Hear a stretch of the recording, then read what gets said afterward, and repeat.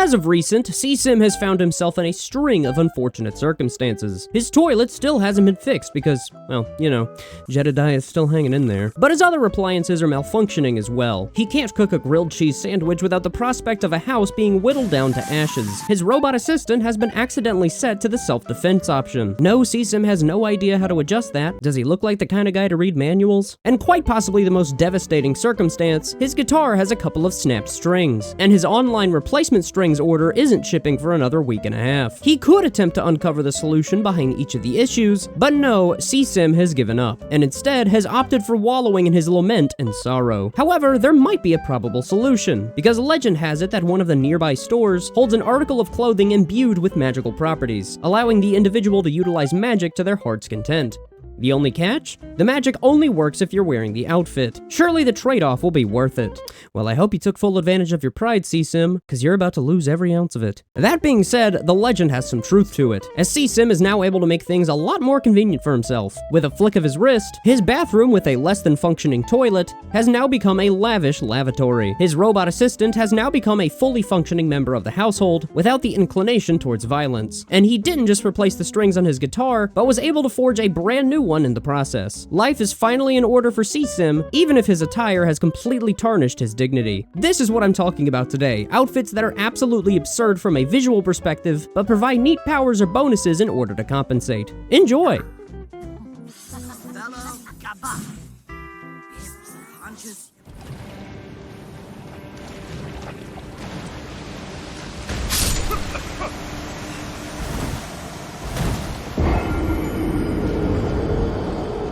Alright, so let's kick things off by talking about Elden Ring. From Software has a knack for crafting games with such rewarding yet unimaginably difficult gameplay, and Elden Ring is a masterful testament to that. However, they're also known for bestowing the player with some rather absurd armor sets that can be surprisingly useful in certain situations. Elden Ring is no exception, and the prime example that comes to mind, for me at least, is an armor set that makes you look akin to an eldritch horror or a bottom tier topping on pizza. To all my mushroom enthusiasts in the audience, I'm sorry, I'm just not a mushroom kind of guy. And don't even get me started on anchovies or fucking pineapple. This is the mushroom set, and at first glance, you wouldn't suspect this as being even remotely useful in the arduous and foreboding world of Elden Ring, but trust me, this outfit is far more practical than meets the eye. This armor set bestows you with not just some of the best immunity to certain status effects, but the best immunity to certain status effects in the entire game. For those who don't know what I'm talking about, let me explain. So in Elden Ring, and essentially every other FromSoft game for that matter, you'll more than likely find yourself subjected to the numerous, and mostly lethal, status effects that can turn any already exigent journey into one that'll leave you grabbing your trusty Estus flask like it's a canteen full of liquor. You'll still end up making poor choices, but hey, at least you'll have a recollection of the night before, and your face won't end up on the local tavern's wall with a sign that reads, "Don't serve booze." There's one status effect in Elden Ring that is quite possibly the most difficult to contend with, that being Scarlet Rot. It's like poison, but somehow more potent and more destructive to your health bar. And that should tell you something, because poison is also a status effect in this game. Only From Software could have made a status ailment more infuriating than poison. You can craft preserving boluses to mitigate the effects of Scarlet Rot, or use the Flame Cleanse Me incantation if your faith level is high enough, but some players might thirst for an alternative method of preventing Scarlet Rot buildup without using precious resources. Thankfully, there is in the form of the mushroom set, though considering it makes you look like this, is it really worth it? Show me the fucking fungi. Head on over to Seathwater Cave in Mount Gilmere, and make sure you get 2 stone sword keys to open the entrance. Yes, 2. They don't make things easy in Elden Ring. I tried to get the rune talisman, and I end up in a cave with floors made of Scarlet Rot, and a screen that says you died after just 20 seconds of traversing it. Why else do you think I'm trying to get armor that makes me look like a clicker from The Last of Us? It's not for the sake of immersion. After taking on a behemoth of a poisonous flower and a slew of mushroom-esque individuals, I'm sensing a common pattern here, you'll eventually uncover most of the mushroom set. I say most because for some peculiar reason, the crown for this armor is located in the Lake of Rot, which thankfully isn't as much of a hassle considering that you now have the armor that makes the status effects less severe, but it can still be a major pain to deal with. Equip the whole set, and you now have the highest immunity to not just poison, but Scarlet Rot as well, despite the notable lack of defense against traditional attacks. You can combine this with other status effect negating methods, such as the aforementioned Flame Cleanse Me incantation, and you essentially become an absolute god of nullifying poison and Scarlet Rot. With Shadow of the Erd Tree releasing soon, I'm more than confident that I'll be able to endure it, especially with my newfound armor and abilities. Okay, maybe I need to upgrade my vigor just a little bit more and, my endurance and everything else.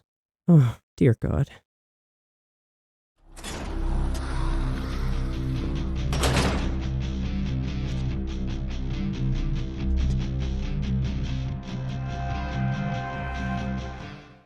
Oh, sports. They're a lot like politics when you really break it down. They both contain players that we blindly support to the ends of the earth, we place blame on the opposing side when our team loses, and it causes just as much divergence as it does social unity. The only thing missing is the occasional controversy stemming from the mishandling of balls. Oh, wait. But you want to know the one thing that sports has that politics generally doesn't? Alcohol, and lots of it. Thankfully, Dead Rising 2 allows you to indulge in the ever-so-tempting field of alcohol consumption without the after effects of inebriation. In Dead Rising 2, you're trapped in an expansive shopping mall with plenty of time and zombies to kill, so you'll obviously want to take advantage of the vast array of wardrobe options that are quite literally free of charge. It's a zombie apocalypse, so I don't think commerce is given high precedence right now. Oh, give me a fucking break. Dead Rising 2 has a wide variety of outfits, most of which don't really add much from a gameplay perspective, but there are a handful that provide some nifty bonuses when you wear them. For example, the ninja outfit makes zombies less cognizant of your presence, while also giving you a slew of new attacks for a handful of the bladed weapons that you can find throughout the game. The most powerful one, however, is also the most absurd looking from a cosmetic perspective, and I'm of course talking about the sports fan outfit. From a visual perspective, this outfit is...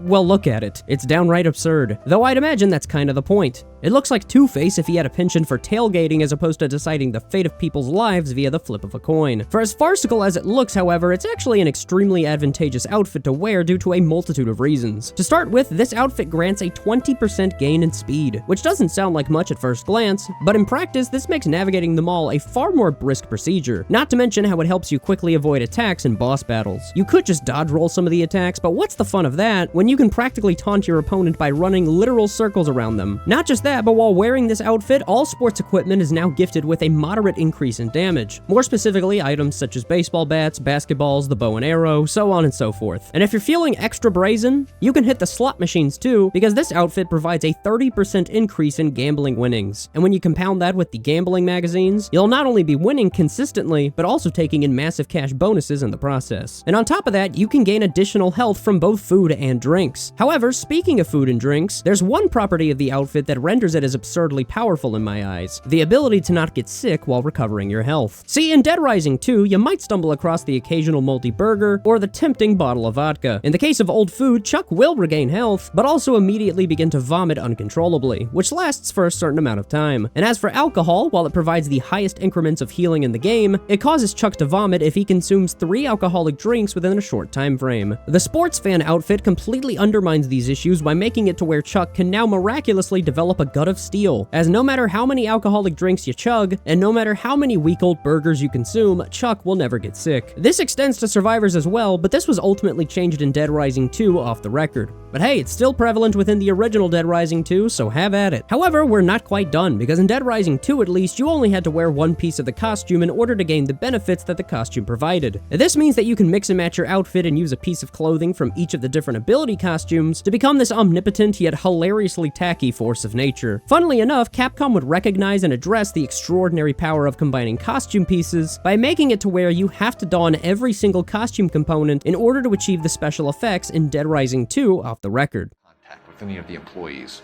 and you have no idea what caused the explosion.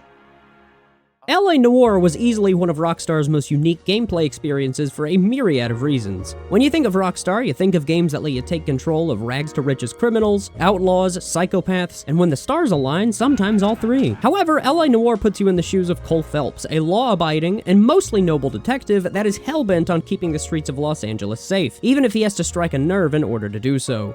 Spill it, or we take you out in the alley and we knock it out of you. Well, God, Cole, why don't you just mail him your severed foot so he can lodge it up his ass while you're at it? Now, you'll be able to partake in your expected driving sections, shootouts, chases, and anything else that you can imagine in a typical Rockstar title. But LA Noire's emphasis on searching for clues and interrogating witnesses in order to solve a case is, surprisingly enough, one of its most riveting and compelling aspects. In the early hours, you'll generally be able to decipher whether a suspect is obfuscating crucial information, telling the truth, or flat out lying. But in the later cases, you'll have to utilize every ounce of intuition and paying paying attention to detail in order to successfully solve a case. You can cross off an answer, but that requires intuition points, which you gain from leveling up, so you're not always going to have a massive surplus of these. So what does one do when you're completely stumped on an interrogation, and you don't have the intuition points to help carry you through the ordeal? Simple. Violent coercion, I mean the hard-boiled detective suit. The 2017 remaster of LA Noire is, in my opinion, the definitive way of playing the game, with enhanced visuals, slightly modified gameplay, all of the previously released DLCs,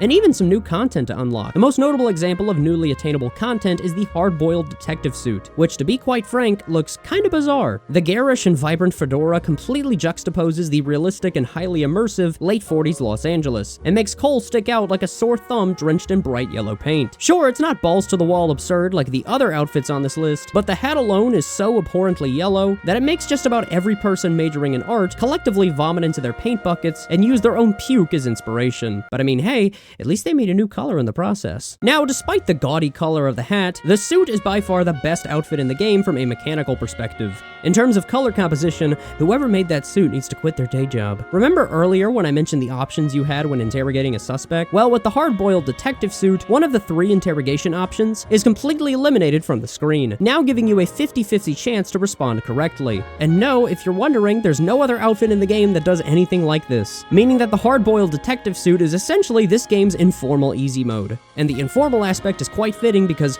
once again, dear God, that fedora is absolutely revolting. Thankfully, this particular outfit can help crack even the most ardent of liars, and I think I know just the guy to try this thing on. What exactly did you see them take?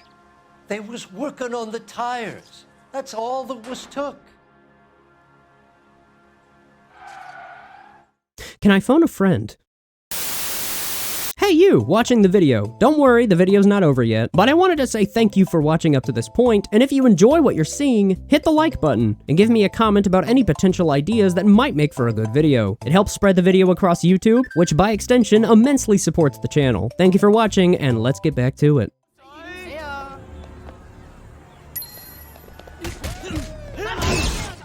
When you think of some of gaming's best hand-to-hand combat systems, the Batman Arkham series often comes to mind, allowing you to fulfill the fantasy of skillfully overcoming a 10-to-1 battle with flashy kicks, gadgets, and the occasional finishing blow using the cannon installed on your vehicle. Wait, what? Don't worry, it's completely non-lethal, but this guy will probably be eating out of a straw for the rest of his life, so I'll let you be the judge of which fate is worse. However, if you wanted a far more brutal and slightly realistic combat system, then look no further than Sleeping Dogs. The combat system merges martial arts with traditional street brawling, and the end result is an incredibly violent and at times barbaric combat system that sees you crunching and snapping bones like you just smashed a bag of Doritos with your bare hands, but this time with the added screams of torment and anguish for dramatic effect. Now, what I love about Sleeping Dogs is that the game doesn't shy away from its more over-the-top side when it comes to gameplay. For example, if you want to, you can grab a fish from the local market and use it as a makeshift weapon against your enemies in a ludicrously hilarious fashion. Or let's say that maybe, just maybe, your opponent's face would look better if it was slammed into a phone booth and beaten with the same phone that resides within it.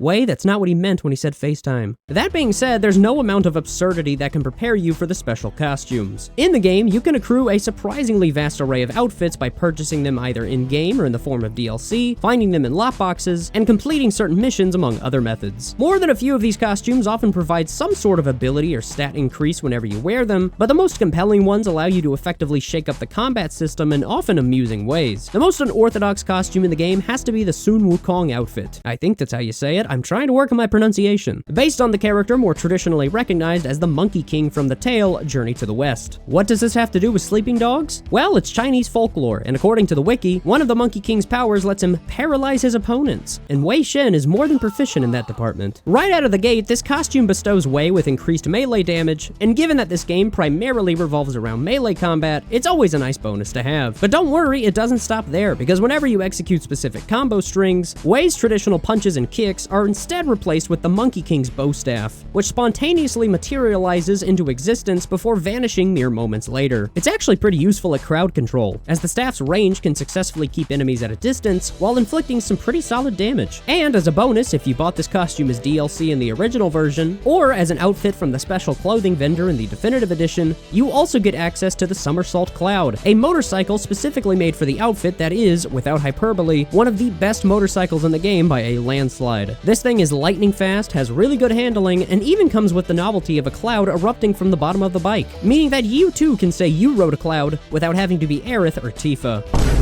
Now, you don't have to wear the outfit in order to access the motorcycle, but considering that it comes pre-packaged with the costume when you purchase it, I'd argue that it warrants a mention. However, there's one power that the Monkey King has that I'm ready to test out: immortality. Considering that this game gave me increased strength, the bow staff, and even the Somersault Cloud, I wouldn't be surprised if the developers went even further than that and made it outright impossible to even injure Wei Shen.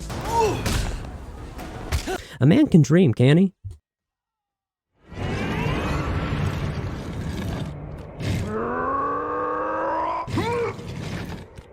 Something that I love about ridiculous costumes is how they can sometimes jarringly clash with the character that's donning them. There's no better example of this than the slew of farcical outfits that you can unlock in the God of War series. See, Kratos is not the happiest camper. In fact, he's quite the contrarian in that regard, and given his violent and somber past, it's not exactly hard to see why. He was swindled into murdering his wife and daughter, betrayed by the very gods that assisted him in his conquest, and when he finally settled down and evolved into his fully bearded Norse mythology phase, well, I'll put it this way, you start the 2018 God of War by delivering your second wife's dead ashes to a mountain. You tell me if he's had it rough. So naturally, Kratos is quite the disgruntled individual, unleashing his pent-up rage on all who oppose him and asking questions later. Now, with all of that in mind, what do you think you would unlock after completing a God of War game? Whatever you just thought of, throw it out the goddamn window, cause I'd bet good money you didn't pick a fucking cow costume that shelves Kratos' Blades of Chaos in favor of jugs of milk, while cutting his damage in half, doubling the amount of orbs he receives, and giving him unlimited magic. And if you didn't think that was enough, it's called the Dairy Bastard. In fact, the series itself is filled to the brim with absurd and nonsensical outfits that you can unlock. Hell, in the first God of War, along with the Dairy Bastard outfit, you unlock a businessman outfit labeled Tycoonius, which sees Kratos posing like he's about to drop the most barbaric diss track ever laid to tape. But this time, he really means it when he says he's gonna kill you. Then there's the Scuba outfit, that gives Kratos an increase in the amount of green and blue orbs that he collects, while also having a name that sounds akin to a moniker given to an exotic dancer. Then, when Chains of Olympus rolled around, you had Mick Kratos, which is kinda self-explanatory. All it's missing is a set of bagpipes and a little green beret. However, what it lacks in Scottish instruments and attire, it more than makes up for with its raw strength, as it multiplies Kratos' attack damage by 4, which gives you an ungodly amount of advantage in battle. But hey, for all the French people watching and wondering where they come into the picture, fret not, because this game has a mime outfit. And just in case the Irish thought they were feeling a little bit left out, well, don't you worry, because this game has a fucking potato costume. However, my favorite unlockable outfit in the series is one that is so visually outlandish, yet so remarkably convenient that I can't help but give it my utmost respect. Ladies and gentlemen, I present to you the God of War outfit from God of War 2. You get it? COD of War? Laugh, it's funny. The God of War outfit is about as comical as you can get for a game like God of War 2, equipping Kratos with something that I can only describe as a mascot costume that symbolizes Poseidon's chariot racing team. Instead of Kratos' iconic blades, you're provided with life-sized fish hooks that are somehow just as deadly in the heat of battle. However, this particular costume is actually one of the better unlockable outfits in the game, as it grants the ability of doubling the value of any orb that Kratos collects, whether it's green, blue, gold, or red. Now, there are other costumes in the game that provide multiplier bonuses, but most of them come at the expense of Kratos' overall moveset. For example, the Hydra armor doubles both the orb value and Kratos' armor, but it reduces his damage by 50% in order to offset the immense benefits. To put that into perspective, the God of War outfit is one of only 2 outfits in God of War 2 that strictly gives you benefits without the negative side effects, and really only plays second fiddle to the cataclysmically powerful God armor, which doubles every single one of Kratos' stats. The outfit became so comically well known within the God of War fanbase that when the 2018 God of War entry was released, after starting New Game Plus, the very first armor set that you obtain in the game is the God of War armor set, which is one of only 3 perfect armor sets for Kratos. For clarification, let it be known that perfect armor sets are the highest tiered armor sets in God of War. Talk about a comeback story.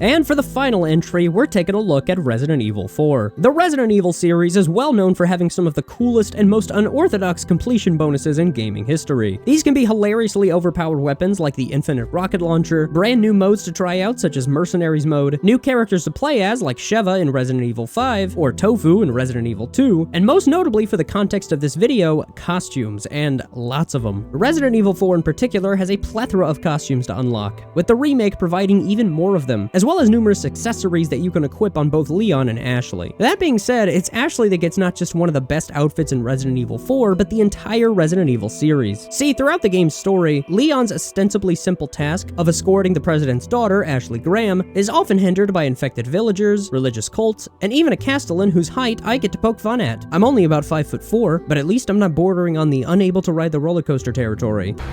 Stage is set for the final act.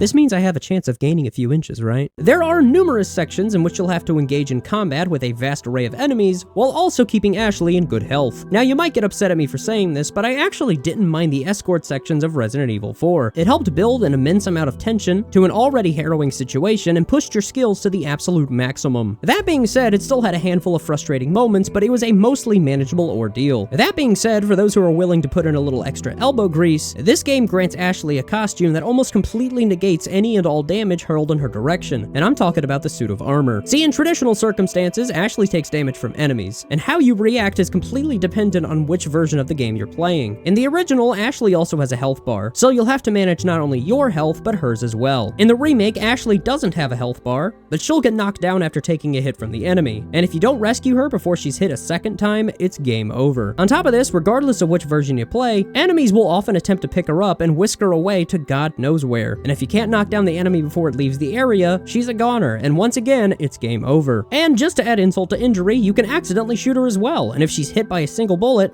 well, you probably already know what happens next. However, with the knight's armor, Ashley is now a damn near indestructible titan. I say damn near because if you shoot the minuscule opening that reveals her face, or hit her with an explosive, she still dies, but you'd have to be going well out of your way to successfully execute either action. And if you're going out of your way to murder Ashley while she's geared up with armor, then might I recommend some therapy and a session with Sheva. You'll be begging for Ashley after Sheva empties her health spray for the 5th time in 2 minutes. Despite these slight inconveniences, however, Ashley is invincible to just about all enemy attacks, as her armor almost completely shields her from damage. In fact, most attacks leave Ashley completely unfazed, as she waltzes around while enemies attempt to cause damage to her, only to barely leave a dent in the process. But what about the instances where enemies attempt to steal Ashley from you? Well, you don't have to worry about that either, because her armor is so dense and hefty that any enemy who tries picking her up will begin to feel weak in the knees and drop her a mere half-second later. What's even more amusing is that enemies will continuously attempt to pick her up, but will of course end up empty-handed every single time. And what I find even more commendable is that Ashley truly embraces her fear of knights by literally becoming the very thing that she sought to destroy. In any other instance, that sentence would have a negative connotation attached to it, but in this case, I mean it in the best possible fashion. Now, if you'll excuse me, it's time for me to continue my 7th playthrough of Resident Evil 4.